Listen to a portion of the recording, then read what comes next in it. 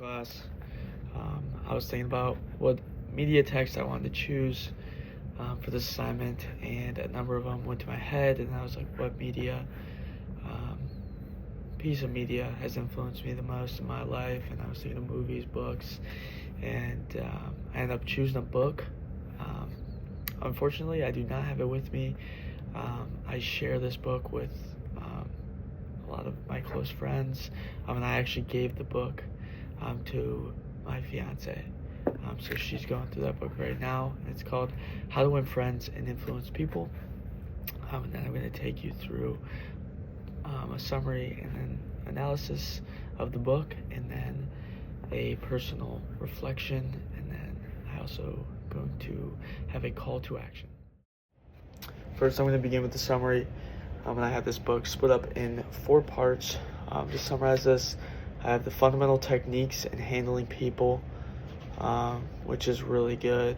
And then I have ways to make people like you, which sounds kind of manipulative, but it's really good.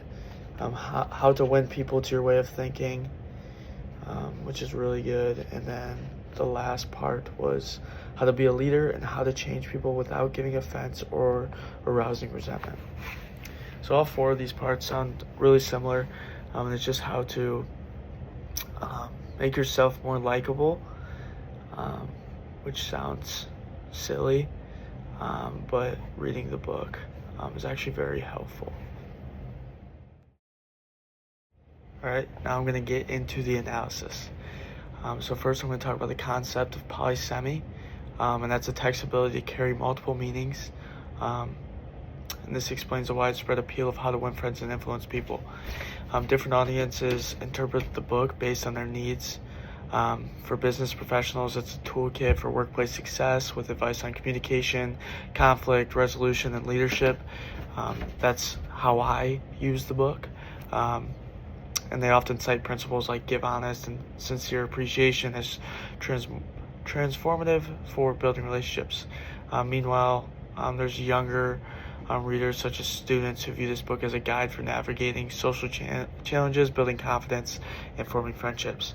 I didn't use it quite like that, but I did find it helpful in that way.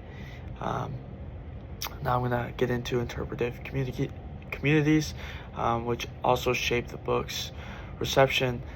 Professionals in fields like sales, management, real estate use it as a career building manual, emphasizing persuasion and influence. However, there's self-help skeptics that approach this text cautiously, questioning the sincerity of strategies like mirroring others' interests or avoiding criticism. I'm seeing these as potentially manipulative. And I get how it is taken that way, but if you're going to be skeptic about it, I guess just don't read it. And I guess if you're already top tier in these strategies, then don't read it. But yeah, and then I'm gonna get into the idea of negotiated codes, which highlights how readers adapt Carnegie's teachings. Some focus on building authentic relationships, while others use the principles strategically for professional gain. I used a little bit of both when reading this book, and I think they kind of go hand in hand. If I build authentic relationships, I'm going to have a higher professional gain, especially in my career, which will be in the real estate world. And online discussions show how readers modify advice to fit contexts like managing coworkers or improving personal relationships, which also is just what I just talked about. All right, now I'm going to share a little bit of a personal reflection on this book. Fortunately, I do still have my notes. So I'm going to share some of my favorite quotes and why I found them fascinating. So the first one was, don't criticize or condemn or complain. Criticism often backfires, leading to resentment rather than change. I found this one obviously fascinating because I realized I complain a ton. And then some of my other favorite ones are give honest and sincere appreciation. Acknowledging others' contributions fosters goodwill and motivation. Sounds pretty self-explanatory. And I liked arouse in the other person an eager want to persuade, align your goals with the other person's desires. Um, so I just found that really eye-opening as well. And then probably my favorite one of them all is you can make more friends in 2 months by becoming interested in other people than in 2 years by trying to get other people interested in you.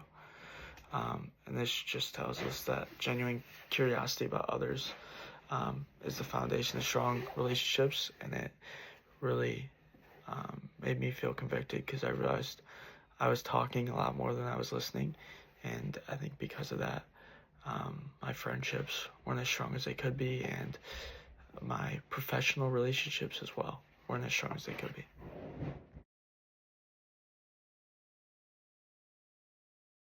All right, let's wrap up. Um, so some people wonder what makes How to Win Friends and Influence People such an enduring classic. I think we can understand by now that it's the fact that this book is a polysemic text. It speaks to many different audiences in different ways. For some, it's a career manual for mastering communication and leadership. For others, it's a guide to navigating personal challenges, building confidence, and forming meaningful connections. Um, we also talked about interpretive communities and negotiated codes. But I think the big takeaway is that media texts, whether books, movies, or shows, are never one size fits all.